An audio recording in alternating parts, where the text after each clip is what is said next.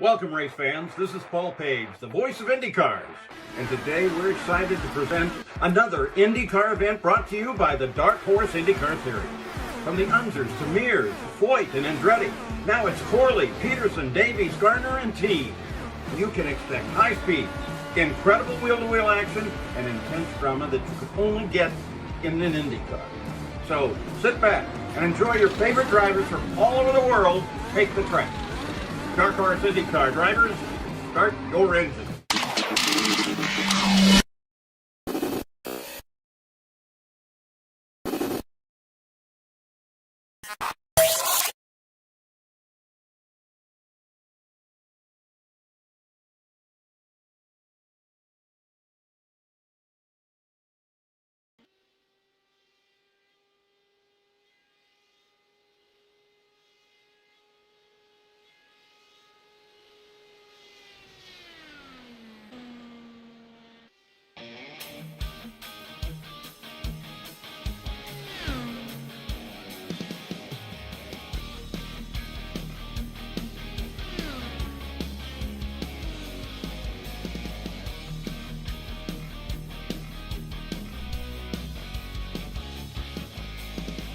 Hello again, everyone. I'm Gary Gazzo. Welcome to Race First coverage of Round 5 of Season 7 of the Dark Horse DW12 series, coming to you today from one of the crown jewels of IndyCar racing.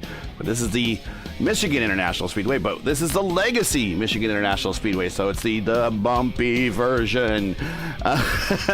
Joining me in the booth, he's a regular participant in the IndyCar Oval Series, and he's a contributor to Zlotnick.com. Please welcome Ryan King. Ryan, you have been on this Legacy version a number of times. It is really bumpy, but there's probably a reason why we're using it, is that this car and this tire model probably agrees to this older track version. But what else do we kind of expect today? You've seen some in practice. What do you think? Ooh, it is going to be close, tight. It's going to be a pack race. There's no other way to put it. It is hard to find a version of this car and this track where you could get, say, more spread out, passable racing. To be honest, on the current version of Michigan, it would likely be even worse. The Legacy version of the track with, the bumps and the undulations, it makes it a bit trickier to hold close to people in corners. Yeah. But we're still going to see people try it. Minutes 13 left to play here in qualifying. Stouffer to the top, 224.997, almost a 225. Peterson 224.8, Teed 224.7. Mark Murphy, my program partner early in the afternoon today, he's in the lineup 224.7. JB 224.5. And we still have 51 seconds left. Let's bring up the points really quick. And those are the old points, Gary. That's disappointing. We will bring in the new points here just a second. As more times are coming across the... Here we go. There's the new points. And then we might have to adjust them on screen just a tick, but here they are. There they are. And Eric Schaus is your leader, actually tied with Matt Wagner. Edson Jose Santos. So we know Mr. Santos. He is in the lineup today. Edson Santos. He is third in the standings. Stouffer fourth, and Jari Brubacher fifth. The very tight corners for basically fifth on up. And this kind of how they always consider in stock car racing we don't have them anymore, but the kind of restrictor plate races, kind of the wild cards of the playoff and whatnot.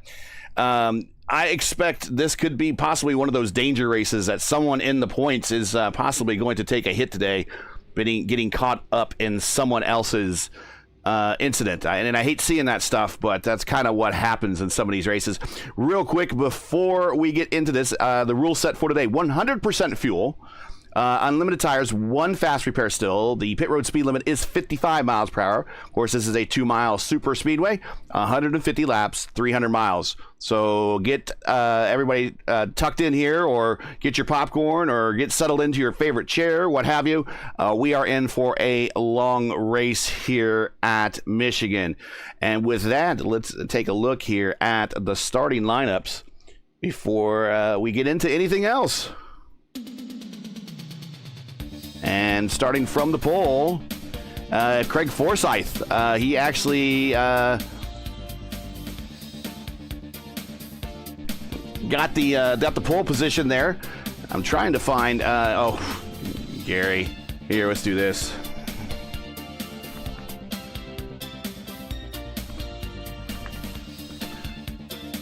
Now let's do this, Gary. That's better. There we go. You got to fill in the blanks to make everything look professional.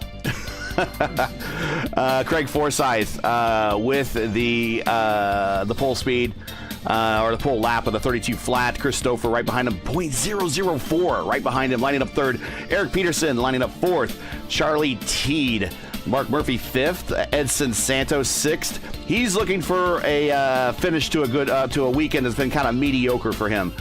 Finished second in a fuel mileage race that really should have been his in the Vore DW12 series at Gateway on Friday. And since then, his car was in the IR18 race they had there. His car, I think he was in those races, kind of mid-pack, and then today he got taken out early in the IR05 race. So looking to finish out his weekend strong. Matt Wagner, where we're seeing him again on the program, starting 7th. Yari Brubacher, JB in 8th. Eric Schaus, one of your points leaders there in 9th. AJ Hobson, of course, you can't have an IndyCar race without AJ in the lineup. P10. Jim Herrick with the 4D guys are lining up 11. Doug South making his first start in the series. And we'll talk to Doug here. Talk about Doug here a little bit later. P12. Gary Corley 13th. Lee Kane, by God, it's Kane 14th. Aaron Hobart 15th. Casey. Now, how are we going to say this now? We've been instructed. How do we say the name? Casey what? Pahutsky. So sorry about that, Casey, but you are a fellow Pole, so I'm also a Polish as well. So many apologies, but I'm sure you can forgive a brother. Ikaro Perego, I hope I'm saying that right, in 17th. Brad Adams, 18th. Jeff Heisong, back in 19th. He's one of the Lionheart contributors that I've Lionheart competitors that I've run with. He's back in 19th. I'll expect to see him up at the front. Elmer Joseph in 20th. And William Swinson in 21st. And I think, and this is where my overlay has an issue, and I'll need to talk to my dev about this. It doesn't show Joseph DeCiro not lining up here, so we'll have to get that fixed. Joseph DeCiro starting 22nd, and William Swinson in 21st. Getting ready to go racing. Here we go.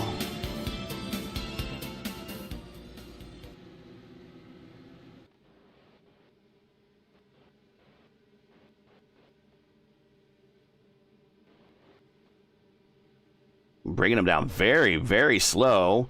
Green flag in the air. Here we go. Craig Forsyth's going to lead them down on the 1. Stouffer on the high side. Teed and Peterson following, going into 1.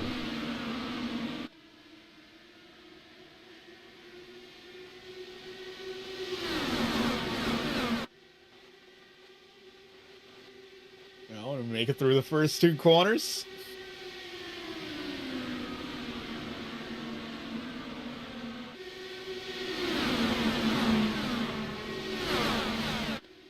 And on the high side, Stouffer takes the lead. So the 4D guys, and it should be pointed out, 4D did sweep the front row. So expect 4D to be very strong today. And I do expect Jim Herrick to get up with this group. And he's also in a 4D sponsored car, a little bit further back, kind of one of the very foil-looking car, one of the sharper paint jobs I like. He'll be up there eventually with those guys. But we're still 2x2x2, kind of exactly how we started. Yeah, because once the race develops and everyone further back gets time to move up, we're going to really see the pack start to form.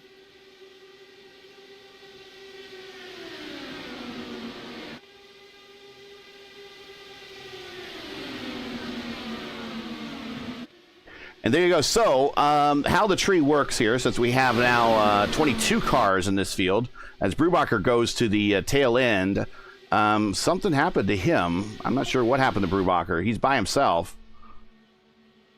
I can take a quick peek on that. But you will constantly see the top 10 in the left side there, and then the remainder of the field will cycle through beyond the 10th spot there. So Doug South there in 10th. We'll get the camera there on Doug. And the OMF sponsor car, we'll talk about that here a little bit. He is coming to us from, although he is a native Hoosier, he is coming to us from Australia. So check the ping time, guys.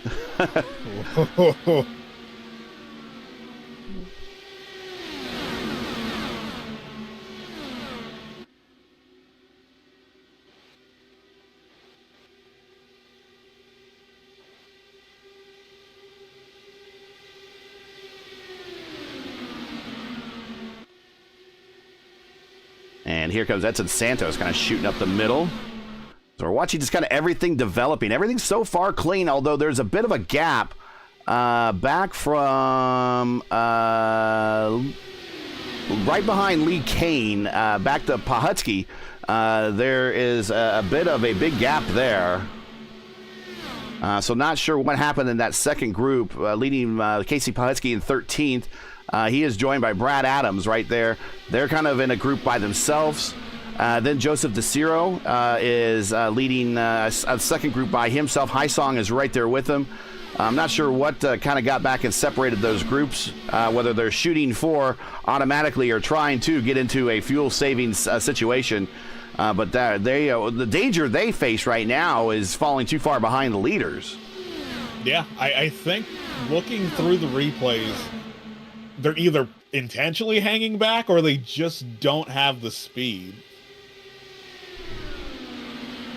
Well, Matt Wagner says don't talk about that race earlier.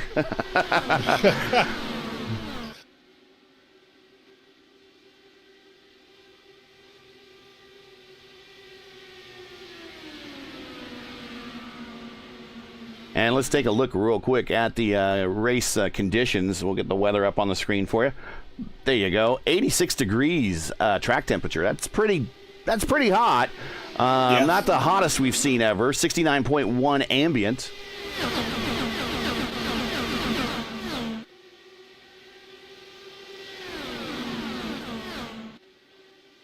Check out this shot here right down on the wall.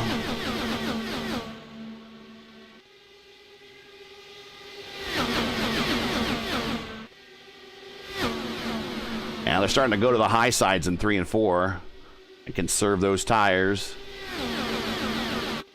Yeah, because especially of the legacy version of this track, yes, you could back race for as long as your tires allow you to. Heat on the bottom. Actually, a wheel on the yellow line there.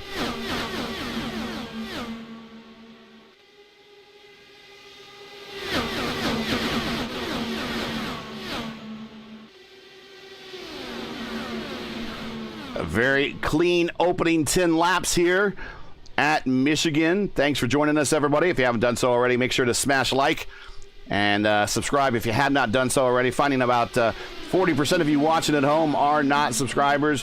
What are you doing? Just to subscribe. We love it.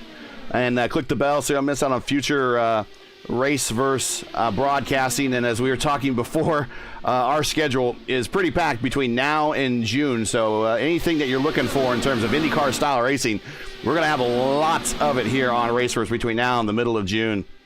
And you name it, ovals, road courses, super speedways, short tracks. We're going to see it all. DW12, IR05, IR18, everything that in the past and present in IndyCar history on running on iRacing, you're going to see it here on Raceverse. Teed to the front, down the back stretch.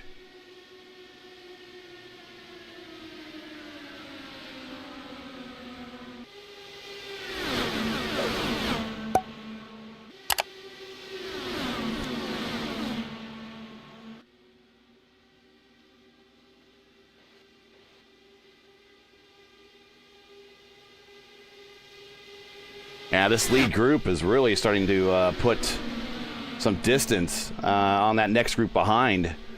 I think it's like 3.8 back to that next group. Yeah, that second group, they're going to have to hope for a caution to catch back up. Yeah, that's kind of what they do.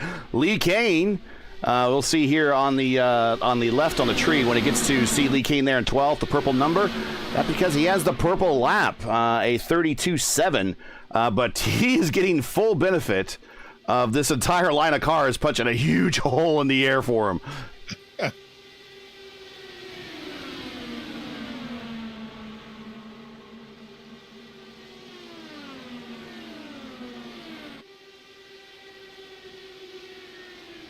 But further back, here is Puego and Hobart. Again, I hope it's saying Puego right.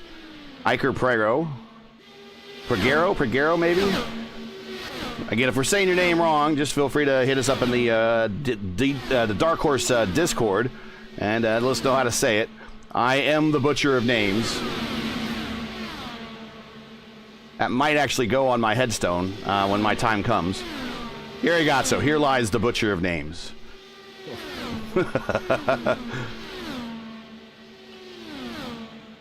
But again, I'm back with Aaron here. So there's a town in Indiana called Hobart, but if you live up in the region that Hobart is, it's Hobart. So I'm assuming it's Hobart, his last name. It's not Hobart, but it can't be any worse than calling Worcester Worcester. In Massachusetts. Yeah, that'd be awful. Or the other one in Massachusetts that gets me, it's we have a new leader with Peterson here, and then Teed Stouffer and Forsyth Mark Murphy also involved. The other town in Massachusetts that gets me is Peabody. No. Peabody. But it's spelled Peabody. Like I don't know where Biddy becomes body or body becomes Biddy, but there it is. Yeah, because I went to college in Pittsburgh, and outside of Pittsburgh, there's a small town. If you're reading it off the sheet and you're familiar, you're probably going to say that it's Versailles, Ohio. But it is, in fact, Versailles, Ohio. Yes, Versailles. As the French roll over in their graves. Oh, that's why we hate you Americans, because you can't say the names right. And Mark Murphy and the Miller American to the lead. Doug South, look at him on the bottom. And we do need to talk about his sponsor real quick. He gave me a real quick note on his sponsor. So the OMF is the Open Medicine Foundation. It leads the largest worldwide nonprofit effort to diagnose, treat, and prevent chronic complex diseases such as myalgic, encephalopathitis, chronic fatigue syndrome. There it is. Post-COVID syndrome, post-treatment Lyme disease syndrome, and fibromyalgia. OMF envisions improved health care for patients suffering from chronic complex diseases with a collaboration between the patients, clinicians, and researchers. So that's what it's been helping him with his life and his lifestyle and well-being. And he has got him on the side of his car for sponsors. Of course, right behind him is Chris Stouffer, 4D Racewear. They're, of course, big sponsor of the series. Make sure to check out 4D Racewear and their line of made for sim racing gloves, shoes, and apparel. Check them out at 4dracewear.com.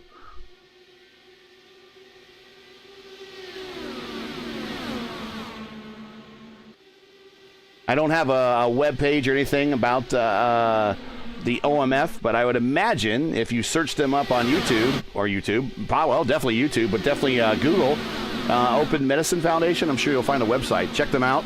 But their car that Doug's put their name on the side is P6 at the moment. We have now gone 20 laps of caution-free racing. This is a big change from the weekend. We had an attrition fest Friday night with the DW12s at Gateway in the VOR series. We had a pretty good doubleheader in the VOR IR18 series at Gateway. And then the IRO5s today, earlier today at Gateway, kind of had a bit of a rougher race, but not as rough as a DW12. So lots of cautions. So far, no cautions here. So hopefully, Ryan, I just didn't give it the broadcaster's jinx. But I think everyone's tires are kind of wearing out. Everyone's in single file and going up high. Yeah, it seems like you can't really get enough grip unless you kind of peek out into the clean air and obviously take the inside line because it's a shorter way around. Besides that, it seems like the strategy today is just hang out single file, run to the first pit cycle. Last lap by for Mark Murphy in the lead, punching the big hole in the air for everyone behind him. 217 flat. Stouffer's decided he's going to take a peek to the inside, try to get a jump on Teed. I think he does there.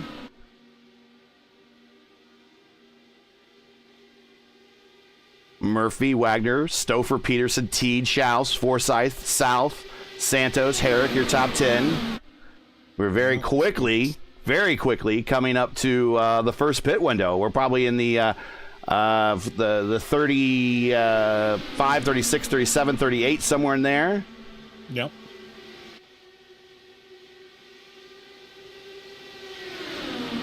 Just trying to think. I mean, these are the same size tanks as the IR-18s. Of course, the IR-18 is a DW12. It's just the IR-18 Aero package that they have added to the car.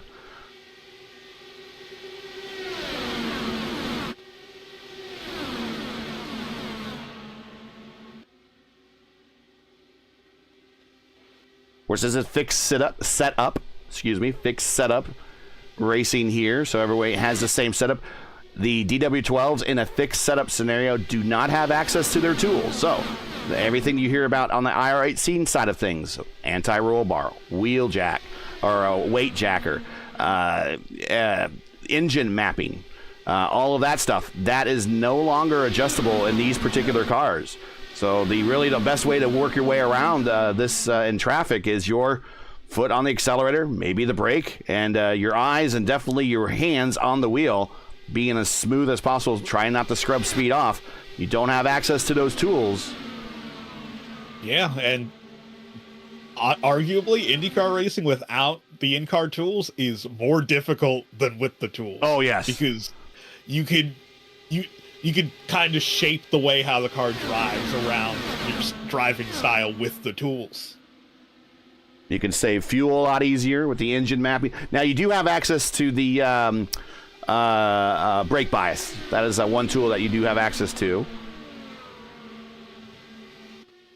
These guys might want to move the brake bias forward or back, depending on how they plan on attacking pit road coming up very, very shortly. 26 of 150 in the book. Thanks for everyone joining us. Altena Autosport in there.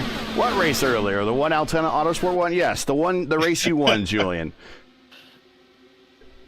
Because Julian has won in the IRO5 series the 3 of 4. I think you've won 3 of the 4, and then the one he didn't win, his teammate won. So their team has swept so far the season in the IRO5 series. Everybody in single file. Looks like Lee Kane is starting to lose touch with the fact that he cannot lose any more space between himself and that pack. Otherwise, he's going to be out of the draft. And I think he's out of the draft now. Yeah, I think he's fallen off.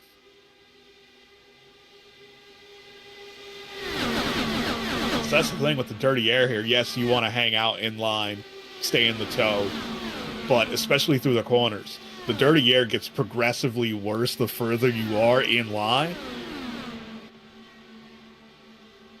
Yeah, that's true. And the purple lap has now moved to Chris Stouffer. As you see the purple number next to his number up on the tree there to the left. Stouffer turned a 32.5. Of course, at his 100% draft aided, or tow aided, of course. Watching the battle between Brad Adams and Casey. These two are trying to work together to try to run down Lee Kane. And let's try to see are they actually closing the gap to him? I think they are, actually, very slowly, but they are. 2.3 up to Kane from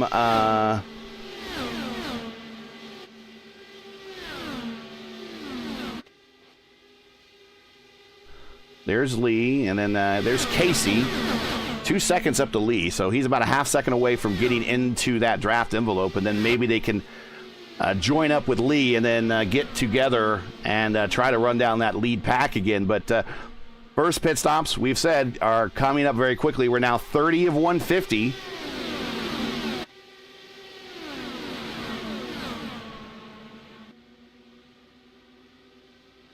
And before we get there, of course, IndyCar, long-time tenant here at Michigan International Speedway, one of the former tracks owned by Penske, no longer owned by him anymore. I jokingly refer to this place as the Raj Mahal. The Raj Mahal. The USAC track record, because USAC ran here back before in the pre-kart days. They used to run 2 races a year here, typically a fall and a spring race. Typically, they're right around 200 miles, 100, I think, just 50 laps or 100 laps, 100 laps for a 200-mile race. They're very short. They're like sprint races. They didn't get into 500-milers here until the 80s, and after the closure of Ontario. But the USAC track record here, set in July of '78, it was a monumental speed of the day, at 211.392 miles per hour, set by Tom Sneva, and that was faster by 11 miles per hour than the previous year. Just to kind of tell you the capability of those cars. Those cars were nowhere technologically advanced as what we're watching today, even in the DW12 period, but they were still capable of putting up. And as you see, the last lap by Murphy at 2:18.9. Okay, so think of cars back in 1978 turning 211, only 7 miles per hour slower. That's not an awful lot. That they were flying. The equivalent of landing on the moon with a cell phone's worth of computing power. Right, exactly. Paul Tracy has the kart record, set that in 2000. Which I think that's where the pinnacle of IndyCar speed technology peaked, right there, about 2000. Of course, that's the year that DeFerrin set the closed course record at Fontana with a 240 or 241. But Tracy set this, I still think it's still the track record to this day, 234.9 here at Michigan. And then when the IndyCar IRL series came here, Thomas Schechner holds the pole speed, or the largest speed, or the record. If I could talk, it's been a long day. 222.4 set in 2003. So, I mean, we're talking doing 218, and they're still a little bit slower than those. Would have been IR03s at the time. They didn't change that package until the 05 season, and then they were IR05s until the very end. The IndyCar career wins leaders here. This includes 500-mile races and regular races. Johnny Rutherford has 4. He is your career leader, and there is Stouffer hitting pit road first. Stouffer coming to pit road. He is the first to bite at lap 35. Also on pit road, probably not a bad idea. Everybody else behind him. Oh, wow. The whole second pack says, you know what? We're just going to follow and see what the leaders do. And they all come down. So that is Putski, Adams, Hobart, Heisung, Peguero, Elmer Joseph, William Swinson, Yari Brubacher on pit road. Lee Kane looks like he's coming off of pit road. I think he just stopped. Yes, he did on 35. Joseph DeCiro also just stopped on 35. And A.J. Hobson, I must have had an issue from earlier. He stopped on lap 13, but he is back underway, and the Fuzzies throwback there. So Wagner, now your leader, as Martin Murphy is coming down pit road. He blinks on 36. Peterson to the lead. And I think Peterson is coming to pit road. He's throwing in the towel at 37. Interesting strategy from everyone in the back. I don't know if they are all working. Let me check the voice channels on the Discord. Are they all in the same channel? They're like, screw it, we're going to work together. A lot of them are. A lot of them are. They all chose to go win the leaders. 3 wide down the backstretch. Easy, boys. I know some drivers got to get in. Yeah, I know some drivers need to come in. And we got Wagner coming in. We have Forsyth coming in. Oh, guys, careful, careful, careful. We got a car coming to the wall. Who is that? Is that South? That's South. Yeah, it's South into the attenuator. And let's see if we got just kind of locks it up, and nowhere to go, and boom. Now he could get that to a stall. If he can get that to a stall, he'll get the fast repair. But that's going to cost him some time.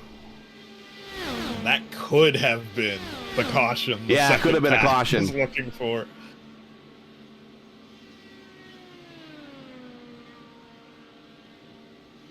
And it looks like a couple of cars might have hit pit. Oh, he slides through. So let's. A couple of cars might have had issues on pit road, and we're seeing Santos on pit road now. Saw a couple of cars sitting there long, so they must have had some penalties. And there goes Schaus. There goes Herrick. I told you there's a Herrick car in the number 40, that 40 Racewear. That's a slick-looking paint job. I like that. He's been running that for a while. I told him I would do a 40 Racewear if he made me that car, and instead of the black, make it white. I thought that would look pretty cool. I'd run it for him. And Schaus way out in front over as we cycle through here on lap 40. And when I say way out in front, I mean this is the largest lead we've seen all day by a leader. 3/10, and we're okay. He was. Here comes the tail. Yeah, here comes the pack. And I was wondering why he was slowing down. Well, the pack was that much faster than him. I thought maybe he might have had a penalty. He was going to hit pit road. Schaus in the F14 is falling back into the pack here. Probably where it wants to be anyways for fuel conservation. There is Mark Murphy, one of the first to blink. He is back there. He's within the draft. Hope he can run this group down. The first to blink was Stouffer. He's fourth. So I would imagine Stouffer pitted at lap 36. We'll see him at 76, somewhere in there. 72, 73, 74, we're somewhere in there, yeah. Just trying to do the math in my head. Bring up the old calculator first. But the 40 race cars right now sitting in 4th, 5th, and 6th. Good job for that team. Told you Herrick would be up there eventually. Yeah. Edson Santos, though, is your leader. Again, trying to bookmark his weekend with another podium finish. Started Friday with a podium in the VOR DW12 series. Should have had the win, but just it was a fuel mileage issue. Didn't make it to the end. Gary Corley gets his first career win by virtue of staying out and having a little bit extra fuel mileage, but I'm sure Edson probably wanted that win. Bit of an attrition fest. And he was one of the few cars that kept his nose clean and green, but just came up about 6 laps short when it came to fuel. Still finished on the podium, but I'm sure he wanted that win. And he is right now running point here for this 300-miler that we have in the Dark Horse DW12 series. Thanks for joining us, folks. 44 of 150. First round of pit stops are done. Let's run through the field. Edson Santos is your leader. Matt Wagner, P2. He is one of your points leaders.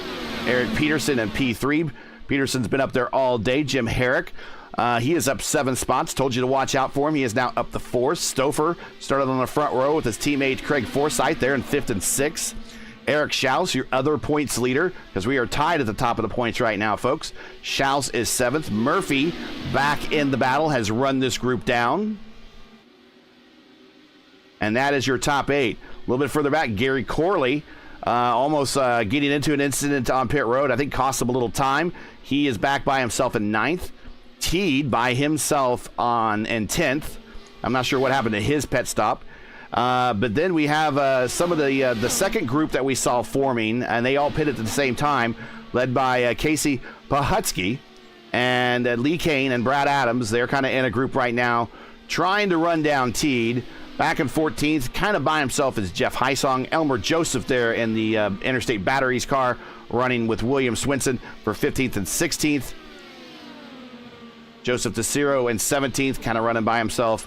AJ Hobson in the fuzzy car, kind of running by himself right now. You really need to be running with another car, ideally, in this package right now on this speedway. Yari Brubacher, he's back there running with Doug South. Doug South had an incident coming to pit road. It's cost him a little time. He is down a lap. Iker Peguero Again, hopefully I'm saying this right. I've said the name 4 different times already this race, but I'm deciding on Peguero. Peguero back there, the Snap-on Tools, Dallara. He's in 21st, 2 laps down. And Aaron Hobart, not sure what happened to him, but he is out, classified in 22nd position. That is the full field rundown here at lap 47, getting closer to the lap 50 mark.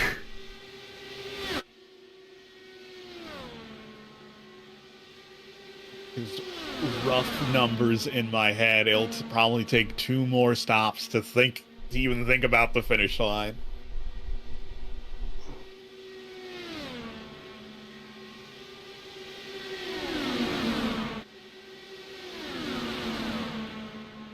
And Mark Murphy, not only, and we missed this all, not only did he run down this group, but he passed them all. Everyone just let him go. He's gone right to the front. Murphy, now your leader. But when you're making your first start of the season, you're not in the points championship. I mean, you might as well and get yourself on TV, so to speak. He is my broadcast partner for my Sunday afternoon race in the VOR IR05 series, and then on the Monday evening race with the ISRA Truck Series.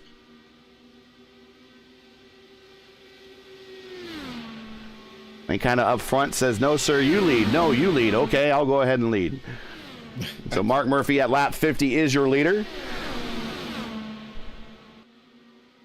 Well, I was talking about the career wins leaders for IndyCar here. Johnny Rutherford has 4. There's Wagner going down low in the 3, going to get the lead. His last career win came here in '86 in a race that I just like watching the race. I don't know why I like watching the race, but it was an attrition-filled race and interrupted by a number of wrecks, interrupted by weather. But I just the way that JR just kind of persevered that race and brought his car home. He won that. It was his last win, finishing second that race, and his best career IndyCar finish, that career finish period. Jose Lee Garza finished second in that race. Of course, Michigan was back then the race known for introducing first-time winners. Go think of Pancho Carter, think of John Paul Jr., you think of Scott Goodyear getting his first win here. I believe Emerson Fittipaldi got his first win here. For the longest time, this is where a lot of first-time winners got their wins. But this is where Johnny Rutherford got his last win here. But he had 4 wins, 1 500-miler, and then 3 of the non-500-mile category. Gordon Johncock also has 4. He's tied there with Rutherford. Gordy won the 1 500-miler in '82. So in '82, he had 2 jewels of the Triple Crown won. And he was doing pretty good at Pocono, but it was revenge of the Mears, with Mears kind of losing out, of course, at Indianapolis, kind of losing out here as well, getting that win at Pocono to secure no Triple Crown winner that year. Of course, only one driver has only won the Triple Crown in IndyCar history, and John Gordy is one of the few that has come remotely close. Al Unser Sr. won the Triple Crown in '78 when it included Ontario, Indy, and Pocono. Bobby Unser, Uncle Bobby has 3 wins here, 1 in USAC, 2 in kart. Mario Andretti has actually a 500-mile win here that you didn't hear him say. Mario is slowing down. He got the win in '84, but he has 3 other wins here before that time. Rick Mears has 3 wins, 1 500-miler in '91. Of course, Rick won the '91 Indy 500, so this is the other close to the Triple Crown winner. He won the Indy Cup 500 '91 and the Michigan 500 in '91 here. Bobby Rahal just won 3 races of the non-500 variety. AJ Foyt, believe it or not, never won a 500-miler here. He only won the sprint races here, so he got 2 wins here. Michael Andretti won 2 500-milers here, if you can believe it. After all his luck at Indianapolis, he has 2 500-mile wins here in '87 and '89. Scott Goodyear, we mentioned him getting his first win. His first win was on the 500-mile race in '92, so just think how close he could have come to winning at least 2 jewels of the Triple Crown. There wasn't a 3rd jewel that year. In '92, he won his race here, and then the odd one, he also won in '94. Careful, fellas, as they get around Peguero. Very good handling. Careful, careful, careful. He's just trying to stay out of the leader's way. Good etiquette on everyone's part there, giving everybody room. And Goodyear got one here in 92 and 94, and they got that 94. That was the last win for Bernstein Racing when they had the Budweiser sponsorship. Tony Kanaan has 2 wins here. Got one in kart in 99, and he won here in the IRL in 07. He's one of the few that actually kind of won one in 2 different sanctioning bodies. He and Uncle Bobby did that. Bobby won one in USAC and 2 in kart. Kanaan won one here in kart and 1 in IndyCar. And it really illustrates how difficult super speedway racing is. Like, yes, there is an element of luck, but just you need to be a good driver. You need to be able to get around the track well, but there is also a lot of attrition involved. Not just avoiding accidents, but also something that we don't have to think about in iRacing, the mechanical failures.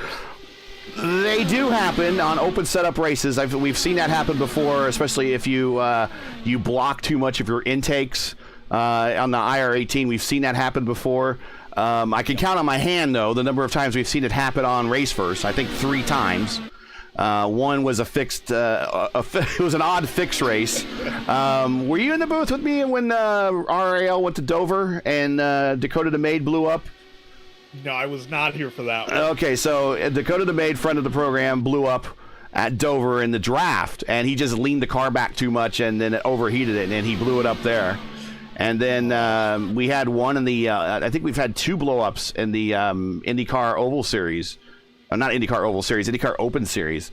So it happens, but you're right. Back in the day, back before, the engines these days, the Hondas and Chevrolet engines that you see on IndyCars these days, they are bulletproof. Granted, they're running basically the same engine they've run since the DW12, just about, give or take. Yep. So they've had a chance to really work out the kinks in the engines. It used to be back in the day, especially in the 80s, there was a new engine every year that Ilmor was coming out with, or Chevy was coming out with, or Ford was coming out with. Cosworth is another one that was big back in the day. And they would grenade on a regular basis. And the number of Michigan 500s that we would see, just some car just blowing up and smoking from mosquitoes in the woods. There was no mosquitoes that night in the Irish Hills because he was putting that much smoke out the back of his car, grenading these engines. You do not see that very often at all in IndyCar racing. In fact, I can't really think of an engine-related failure at the Indy 500 here. If someone could think of it, put it in chat. The last one I can remember was Alonso. Alonso was the last one I kind of remember. Yeah. And before him was Hinch, I think, in the same race. But I can't really think of any time where they just blew that thing up. Because now you just get, the weird glitches, the misfires. So, St. Pete last year, we had Pato's plenum fire that cost him the win. Or you overheat a special black box and you can't restart your car. Much like Will Power had happened to him. He lost the win that way. Yep. But as someone that has had as we call mechanicals here on our computers from time to time, I can actually absolutely relate to how he felt. When it's completely out of your hands. Well, it looks like everyone is kind of running in line. Not a lot of passing going on. Everyone is trying to hit a fuel number now. We do see Murph and Wagner. Murph and Maddie up there. They are kind of swapping the lead back and forth. Eric Peterson following suit. Just kind of following, hitting the number. Edson Santos, same way. A little bit further back, we got Charlie Teed running down Gary Corley. They should be in contact with one another here soon. Schaus is at the very back of this group, so it's a top 8 altogether. So Corley and Teed together right there. They should be getting together fairly soon here. Teed can run them down. Hysong, he is in a group of 5 cars led by Pahutsky, Adams, and Kane. And Elmer Joseph, sorry, the Interstate Batteries car is in that group as well. A little bit further back is William Swinson by himself. And Joe DeCiro, also by himself. Yari, JB, he needs a good points day. He needs a caution to shrink this field back up. He's in a group of cars that are one lap down at the moment. Yari is the last car in the lead lap, but he has A.J. Hobson and that is Doug South with him. And Pagero is also by himself. So a number of drivers really wanting a caution to kind of shrink this field back, but this is your lead pack. Chances are someone from this group, this is where your winner is going to probably pop out of. Yeah. And everything is looking fairly calm now, but we're going to have another cycle of pit stops. Someone could have a problem flowing down for pit road. Anything can happen.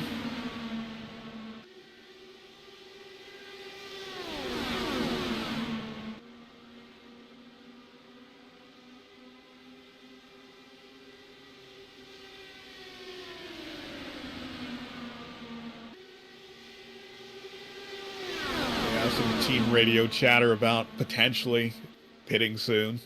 Yeah, and if we look at the first to pit last time was Christopher at 36. So just doing the math, and we are in the neighborhood. Yeah, it's 72 would be his number, so he's probably due in about 4 laps. There is Stouffer. 4D Racewear team picked up another new driver recently for their driver lineup, Richie Hearn. And yes, if that sounds like former IndyCar driver Richie Hearn's name, that is former IndyCar Richie Hearn. Oh. the guy that won the Las Vegas IRL race, survived to win that one. The guy that finished third at the 96 Indy 500. Yeah, that guy, yeah, he is on the 4D Racewear team there with Herrick, Stouffer, and Forsyth.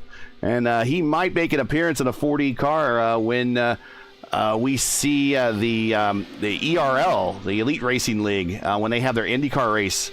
Their Indianapolis 500 races, was one of the more prestigious ones. I don't know if you saw the lineup for it, but 48 cars, I think, more than that possibly, are going to make attempts. 48 people. That's how prestigious that 500 is. And I get to actually join that broadcast for the first time, so I'm looking forward to that. Seeing Richie and TK will be in the lineup. RC Anderson. Of course, they all have to qualify, but they will be taking opportunities to qualify. And when I say TK, I meant Tony Khan. Yes, not Tony Khan. Tony Kanaan.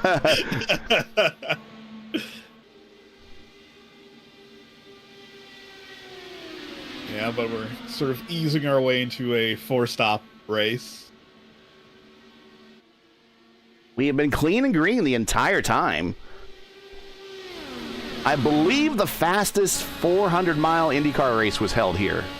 And I believe that was set in 2003. And I think, okay, let's see if that is Murph going to come to pit road here. Not sure if that was him just making a low pass. Okay, yeah. Yeah, just a low pass. That's a low pass. I think the fastest 400-mile IndyCar race was ever held here, and that was in 2003. And Sam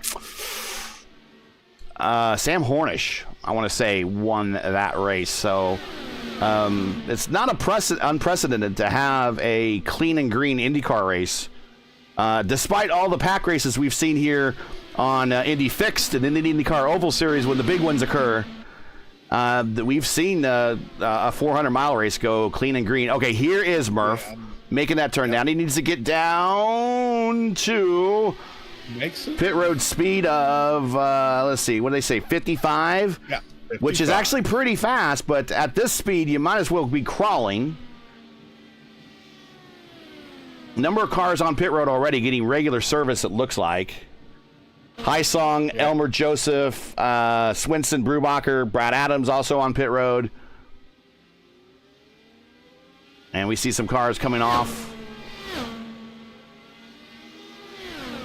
And that's about the only strategy they have at this point is pitting early. And here comes the field around Mark. And this, ideally, you'd like to get up to speed and try to get the toe. Well, all these cars in front of him are still going to have to stop. So he just really needs to get up to speed as most rapidly as possible. Let's see who makes the turn down pit road this time. Nobody.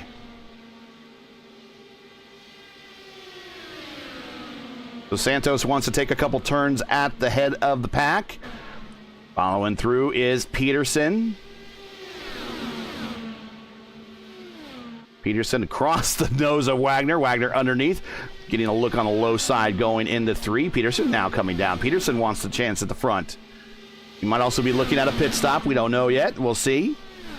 No takers this time by. One taker, Wagner. Man, he came on the pit road fast.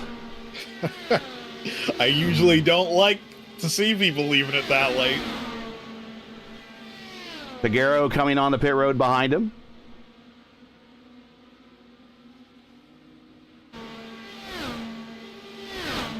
Okay, now the leaders are actually within range, kind of getting close to some lap traffic. Peterson, the Brad Adams, is 2.2 seconds at the moment. And Peterson coming to pit road. And with him is Stouffer. So Stouffer goes 5 laps longer than he did in his first stint, and that's just by kind of riding the pack.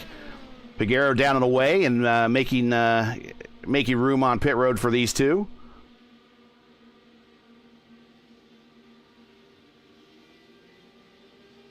And this is a quick battle for position right here. Stouffer and Peterson, they are right side by side, down and away. Peterson down and away. Stouffer down and away. Wow. Peterson got a good launch out. He has it tucked back in behind Stouffer. Here comes Wagner and Murphy. They will join these two.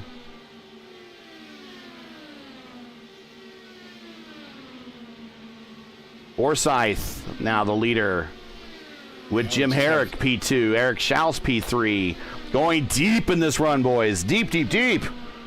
They're looking at Forsyth went 39. Herrick and Schaus both went 40 the last time. So they're looking really in the next lap or two, lap 80. They might have saved some more in the pack here. We'll see. But lap 80 for their next stop, give or take. Yeah, because this race is fairly marginal between a 3 and a 4 stop race. If you could save enough fuel, you could cut out that extra stop. All right, here comes Craig. Get it down, Craig. No speeding. Yep. Now we turn it over to Herrick.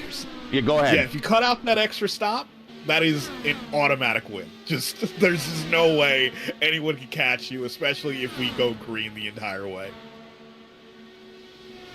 So right now, the last two to stop for this second stop, and I think the reason why they ducked to the inside is that was their non-verbal cue that they're coming to pit road, and Herrick and Schaus are coming to pit road now.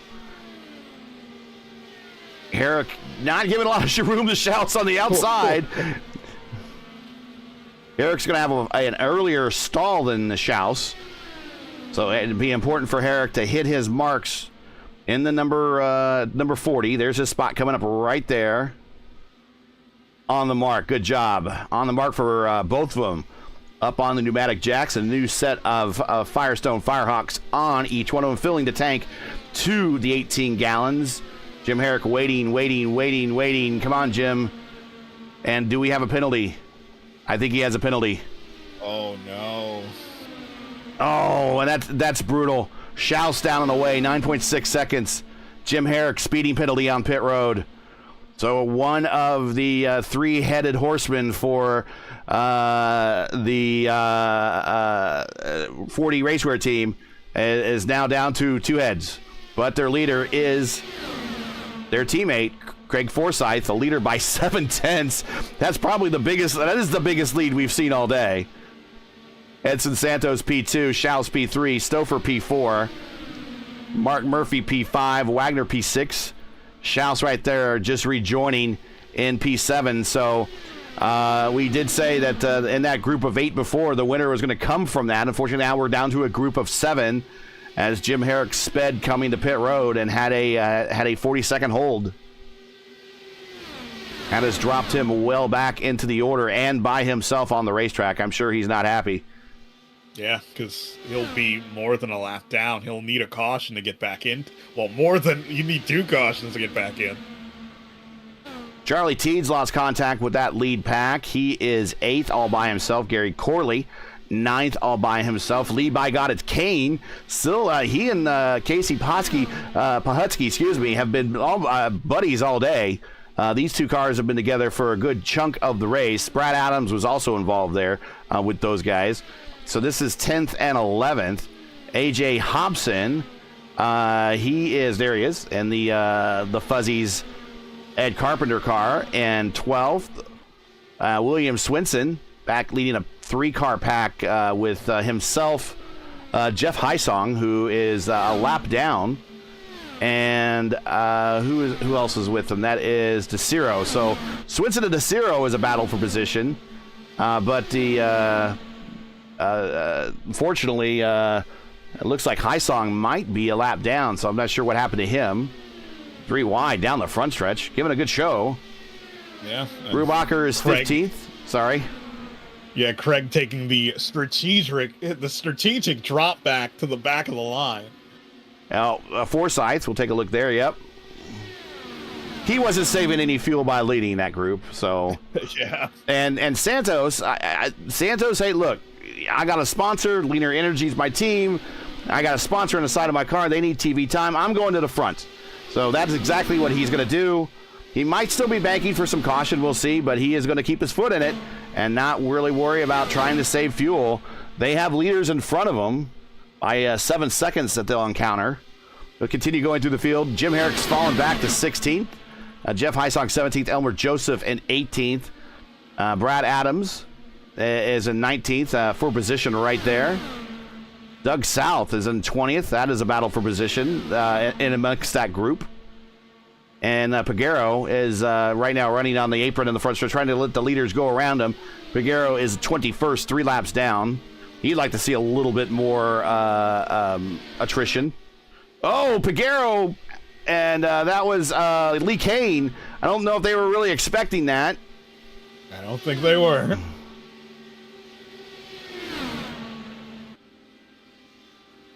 Because I know Pagero's been trying to stay out of the way of everybody, and he went down low on the backstretch, and I think Lee was not sure where to go, so he went low too, and almost an incident there.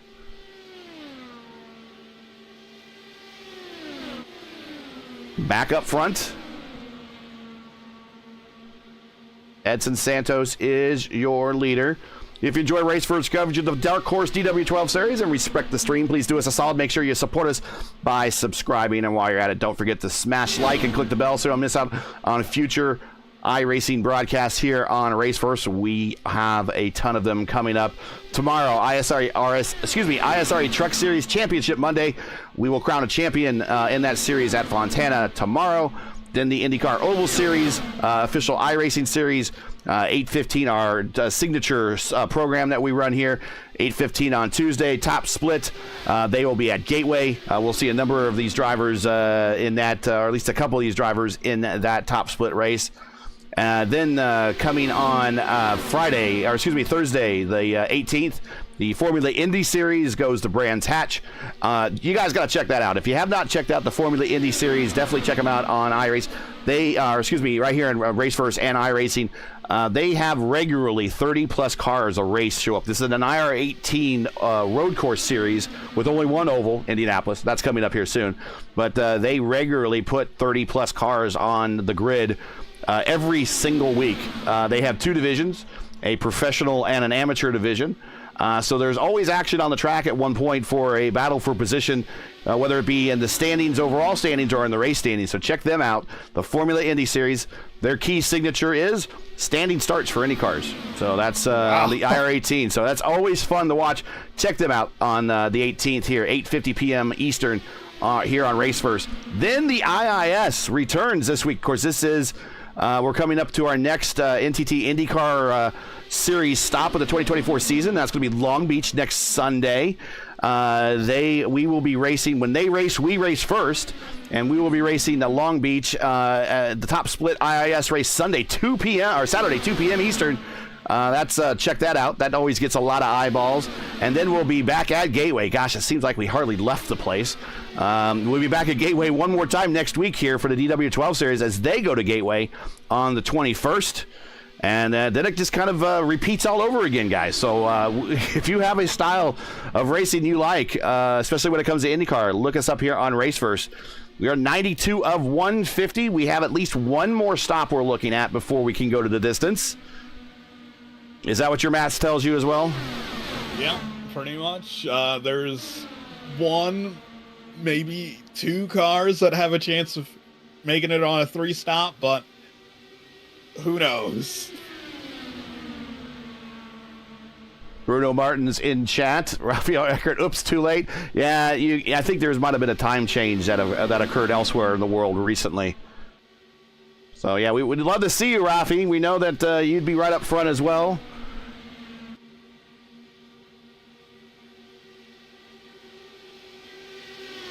Of course, your teammate right now, Rafi, is leading the way. Not saving much fuel, but leading the way. Last time by Edson Santos, 2:16.5.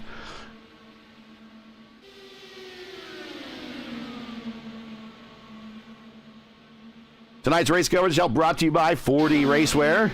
Check out their made for sim racing line of gloves, shoes, and apparel. Visit them today at 4dracewear.com. Link is in the description. Check them out. They have their cars sitting there in 3rd and in 7th. And let's ride along with Mr.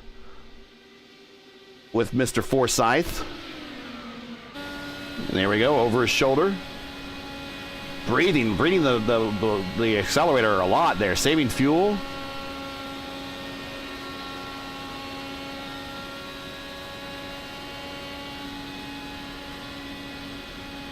Not even 100% down the backstretch. Of course, he pitted last at 80 and went 41 laps. So that would get him into the 120 neighborhood. And then good to go.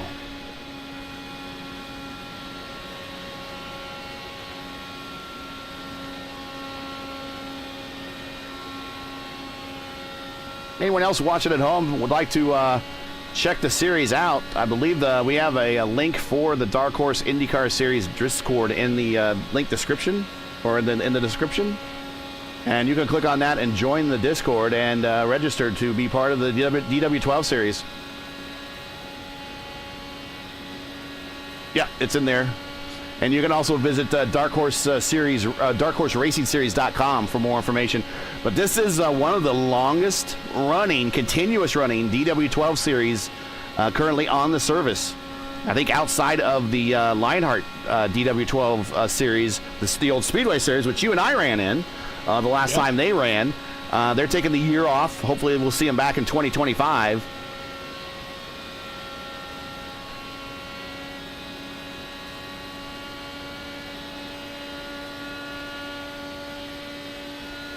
And this is kind of the unofficial Raceverse, kind of the unofficial home of the DW12 right now. We got two of the more active DW12 series, this one and the VOR DW12 series, which they call their Iconic series. Of course, Iconic was the name of the program that eventually developed these cars. That acronym. I don't remember what it stood for, but they definitely had some unique ideas for this. For what the DW12, what they wanted it to be, because they wanted to have two separate cars, an oval car and a road course car. We never got the road course car. So it was part of the Iconic project. And while we're watching Craig make laps here and listening to him saving fuel, as he is doing a lot of lifting right now, the Iconic plan stood for innovative, competitive, open-wheel, new, industry-relevant, and cost-effective.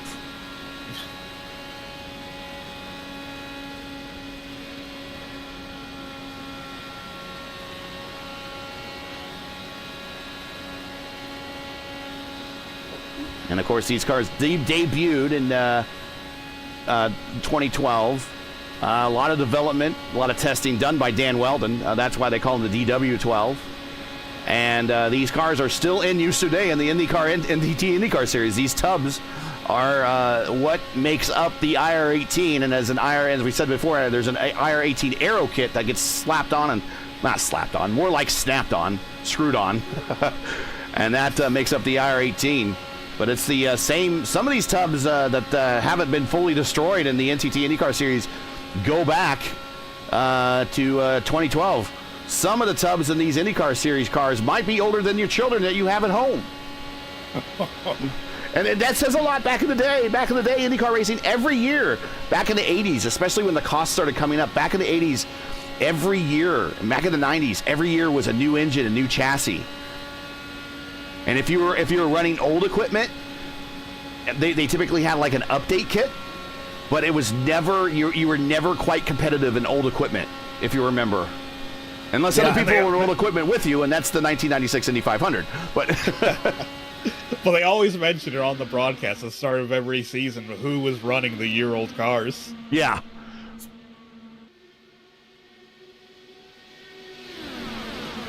I mean, I believe in that 92 race, there were 90 Lolas out there. 1990 Lolas. Oh. In that 96 race, I think there were some 93 cars out there. Of course, that 96 race had all year-old equipment, and they were waiting for they didn't want to do any new equipment that year, because then the next year everyone had to buy new equipment with the G-Force or the Lara, and then pick an engine, which was the Aurora, which later became the Chevrolet, and then the Affinity, which later became a dud. Although I believe the Affinity did win one here at Michigan, I think. Thomas Scheckter, I think, did. Yeah, he was racing for. He was racing for Eddie Cheever, but he was really racing for his job at the time he won that race, because he had the Indy 500 won that year. I think this is all wrapping into that. He started the season wrecking his boss at Homestead, I think.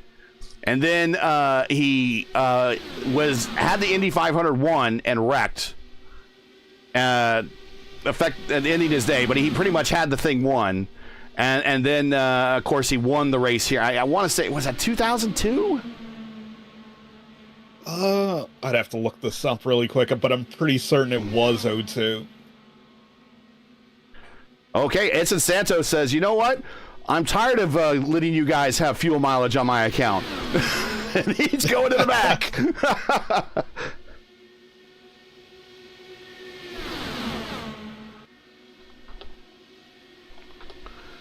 2002 IndyCar, Indy Racing League.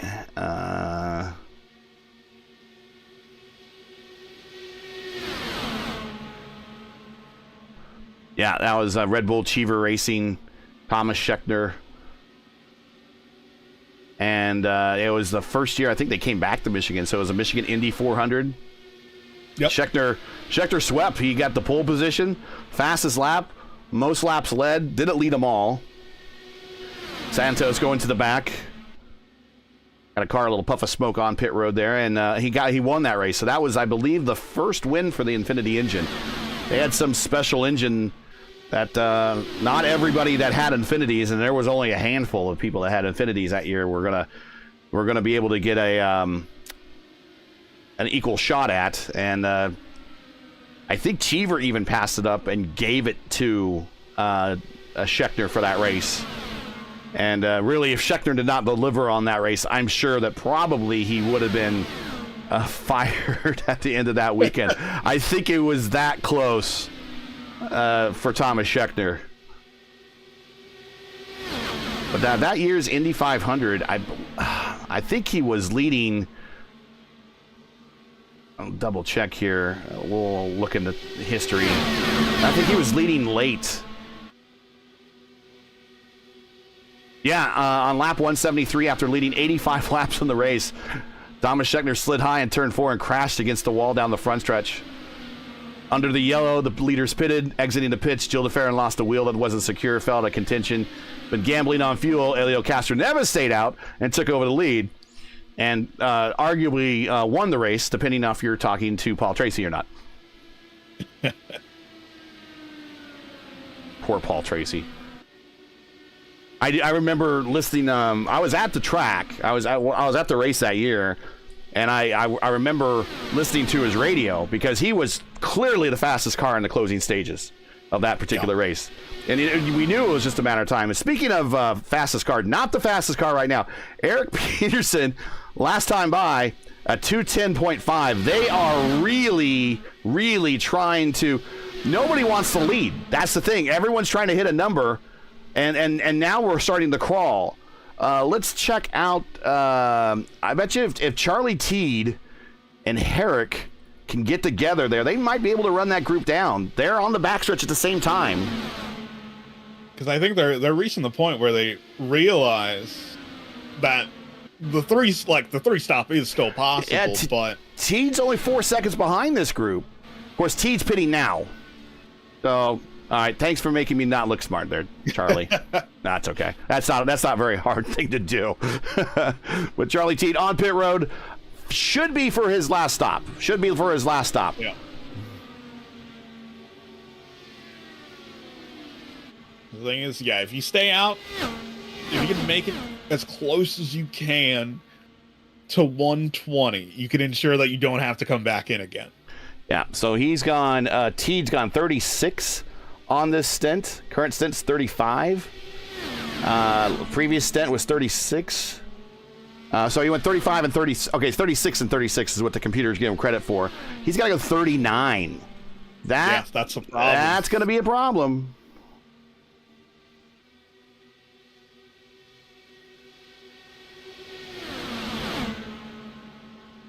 Peterson, 212.9 last time by.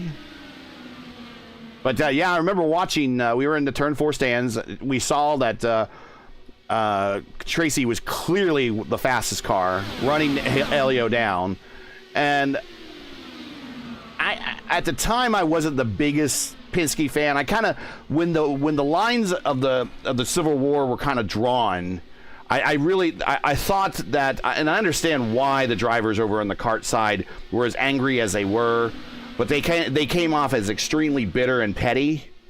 Yeah. And even though they might have been the better teams and they had the better drivers over there, what I did like that the IRL did do is it gave drivers a chance that otherwise would never received one because of the kart hierarchy, a chance to drive an IndyCar and a chance to succeed or fail with their own talent. So if that never occurred, never would have seen Buddy Lazier probably win the 500. We probably would have never seen Ari win his second 500. We probably would have not seen Cheever win the 500. We probably would have never been introduced to Kenny Breck. Here comes Eric Peterson, the pit road. But after 99 and when 2000 got there, when the kart team started to hit, then the kart teams kind of asserted their dominance and really showed that they were the better teams. And that's all they needed to do in the early stages is kind of shut up about it. And it's Murphy and Peterson on pit road. But they kind of ran their mouths. And at the time, I was like, they kind of came off as bullies to me. And I was like, I'm gonna root for the IRL. And so when kart did come here, and then everyone kind of did the switch over, and they exerted their dominance, but they did it in a way that they weren't like saying we told you so, you know. So that kind of made things a little bit better. So they had to race for their wins. Yeah. So I did not want Penske to win another race in 2002. And I don't care if it was Elio Castroneves or not. I didn't want him to win that race either. So I was rooting for Tracy, even though there was a kart team. It was just somebody new. And it was also a driver that tended to run his mouth as well. And that would just be funny to hear some of the things that he would have to say to win.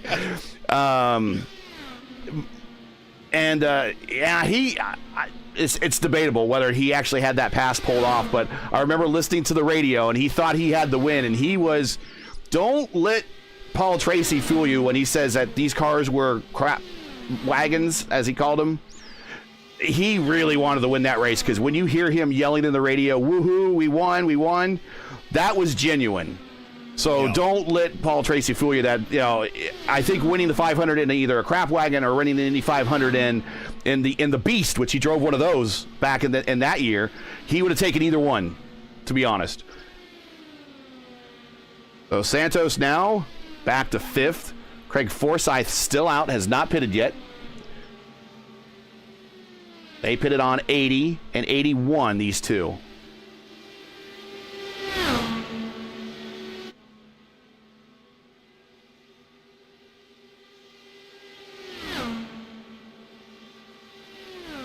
Yeah, I like to say, I'm looking in chat here, back to Rigney there, saying Lionhearts will she'll be back in 2025. I like to call it sabbatical. Not a hiatus, a sabbatical. Taking a year out. Yeah. Sabbatical indicates that you're doing learning on the side. So these two looking to pit right around this point, 120, and they will be good to go. And they won't have to save. They're both tucked in behind each other. They both going to make the turn down. No, Schaus is going to stay out for an extra lap. So just Forsyth.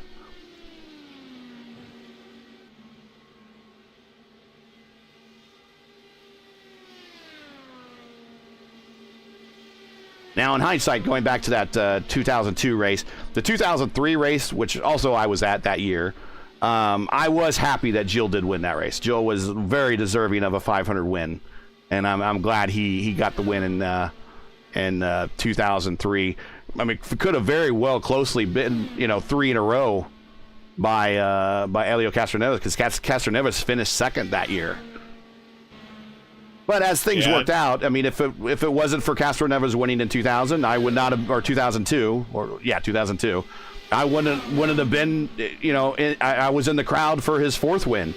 So I would have never been able to witness that if Paul Tracy pulled off that win. So things happen for a reason. It's nice to be in the crowd and witness a 4-time winner happen.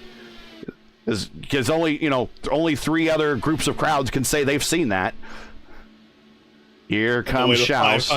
And he comes in now. The way the 500 is now, it's really hard to pick out someone being that next dominant guy who could get 4. Yeah, if Dario didn't have to retire, I think possibly Dario could have done it. He got 3. Yeah. And Schaus on pit road. This is battle for the lead now. Coming up, here comes Forsyth. Forsyth is out in front of everyone else. Of course, he had a shorter fill. He has himself a 1.3 second lead over Peterson, and he is running down Schaus now, who is on pit out. This might not even be close. Schaus now 1.3 second buffer, 1 second. Forsyth got a full head of steam down the backstretch. He's in the draft envelope. This might just be these two.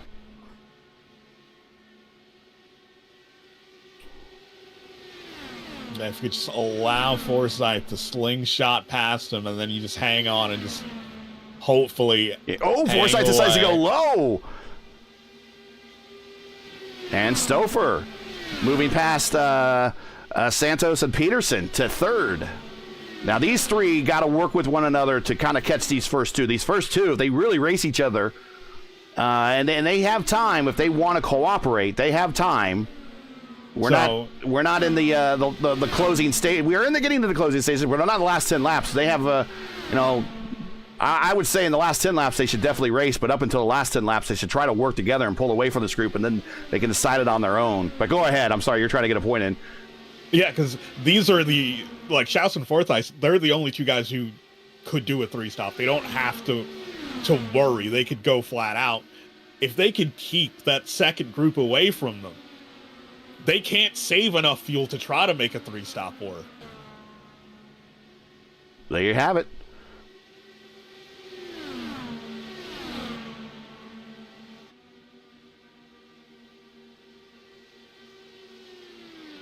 Oh, but I don't think this second group of 3 aren't really working that well together. They are catching them, though.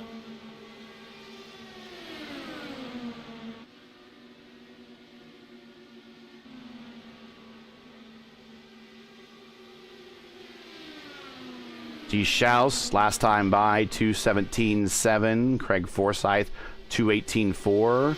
Edson Santos, last time by 2:18.4. Peterson, last time by. This is all in the battle of the draft, 2:18.6. Stouffer, 2:18.7. So now, really, the battle's going to come down to these 5. So we had at one point a group of 10, kind of got whittled down to 8, got whittled down to 7. Now we're kind of down to 5. Yeah, it's going to be, we have 2 races at once. Like, the second group not only have to catch these 2, but they also have to save enough fuel to make it without having to stop again.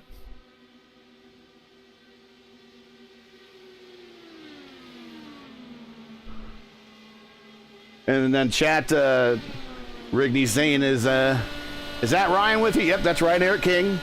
Jalopnik.com, Ryan Eric King. Supposedly we might have the guys from Motorsport 101 watching. So if they're watching, shout out to them. But listen to him on that 3-stop analysis. Sounds spot on to me. So you passed the Rigney test. He says that's fair.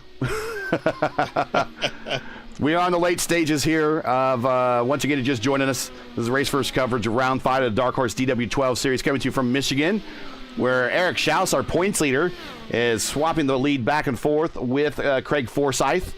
Schaus is the purple lap holder. I'm not sure when he turned it, but you can see by the purple number 1 next to his name on the tree, he is the purple lap holder. And he just lost it because Brubacher, JB, now has it. JB just turned a lap of 32.4. So we are coming to 20 to go. Thanks for joining us. Make sure to smash that like button, subscribe to the channel if you have not done so already, and ring that bell so you don't miss out on the next race. Got a week full of them.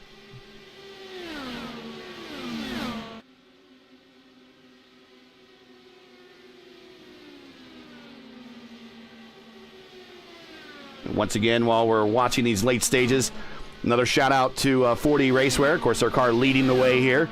Our longtime sponsor here of the 40 IndyCar, for the racing series, rather. Make sure to check out their made for sim racing line of gloves, shoes, and apparel, and visit them at 40 Racewear. Their link is in the description.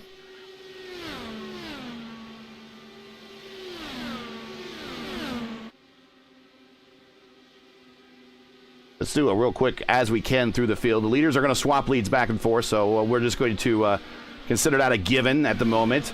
But Peterson is third. This group of 3 are trying to do the bit of the same.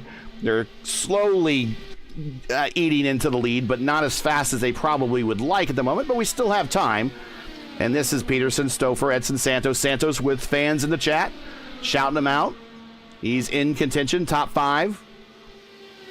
Mark Murphy and this other group back here with Murph Wagner, Matty Wagner, Charlie Teed. Also in there is Jim Herrick. He's fast, but unfortunately, the reason why he's back there is because he's fast. He was too fast on pit road. And so he is currently 14th, the first car 1 lap down. Would probably like to see a caution here. We have been caution-free, folks, the entire distance. There's Teed. Then back into 9th and 10th is DeCiro. DeCiro is your big gainer of the race. He is currently 9th, up 13 spots. And racing Pahutsky right there. Pahutsky's a little bit behind him. He's in 10th. And Yari Brubacher, also JB in this group. He's trying to... He's not had himself a good race. I'm not sure exactly what happened to him. He's fallen back. I know that some drivers might have strategically decided to fall back very early, and that's kind of what we were thinking, Ryan, when this race kind of started. We started to see packs develop, and maybe I think they were thinking that there would be a lot of close drafting. Big one would happen, and they would just avoid it. Well, like we said, we've gone caution-free, jinx, but that strategy early on did not pan out because they fell behind, and now they're too far behind, really. They do need a caution. Lee Kane is in 12th. And William Swinson, last car on the lead lap, in the 13th. I think some of these guys towards the back here, Swinson, Kane, maybe Yari, Pahutsky, DeCiro, they might have to stop one more time. Yeah, they all stopped at 106, 107, 108, 109 in there. Yeah, you can't really make it far past 40 laps. Yeah, the biggest that I've seen, Wagner and Murphy went 42 on their last stint.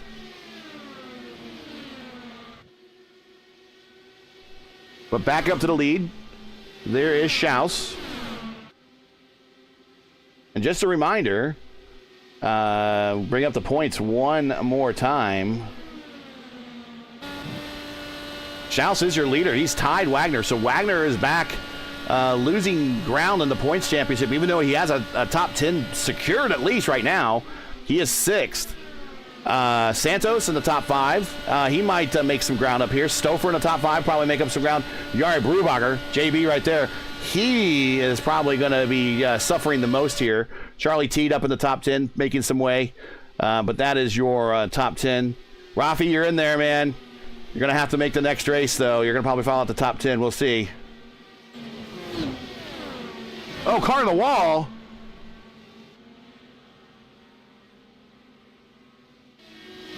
And that is a caution. That's Pagero, and that's a caution. What happened? So Pagero following Brad Adams. Adams down low under the white line. Not sure what's going on here. They're racing each other. Into 3.